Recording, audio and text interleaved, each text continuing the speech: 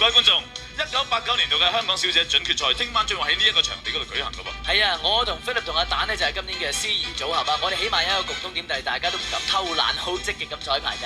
唔止我哋啊，21位嘅佳麗同埋21位嘅男歌手 partner 咧，仲會係即係馬不停蹄咁彩排一個港姐有史嚟最大型嘅歌舞，叫做群星熱舞俏佳人啊！大家睇到啦，喺我哋後邊咁靚嘅佈景嗰度咧，21位佳麗咧正在彩排緊呢個泳裝嘅環節㗎噃。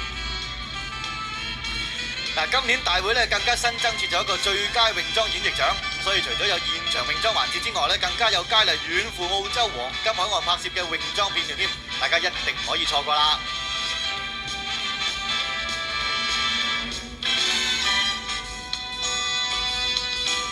嗱，而家咧各位睇到就係啲佳麗咧係排緊一個旗袍陣㗎。咁咁靚嘅旗袍咧，暫時冇着喺身上，但係聽晚將會展示喺你哋嘅眼前嘅喎。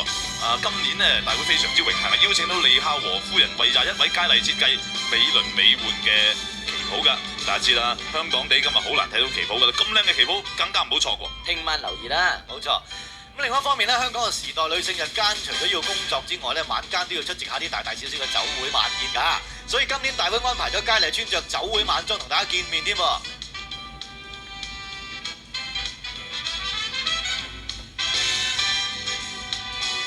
嗱，今年港姐競選除咗有好多靚女睇之外咧，仲有好多靚仔睇添啊！因為有21位青春派男歌手啦，將會陪同21位佳麗用勁歌熱舞同大家表演大型歌舞噃。呢個歌舞咧係打破咗港姐17年以嚟嘅傳統啊！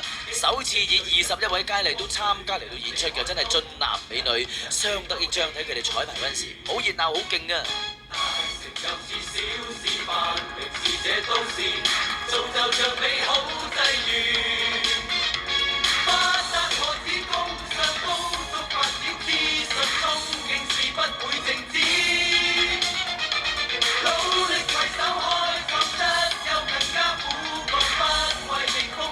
嗱，聽晚咧亦都會揭曉最受歡迎嘅佳麗獎啦，咁啊同埋咧就係最上鏡小姐獎，仲有嘅咧就係最佳設計嘅泳裝獎喎嚇。冇錯啦，如果你想知道邊12位佳麗首先脫穎而出咧，記住聽晚8點30分，香港小姐準決賽，到時見。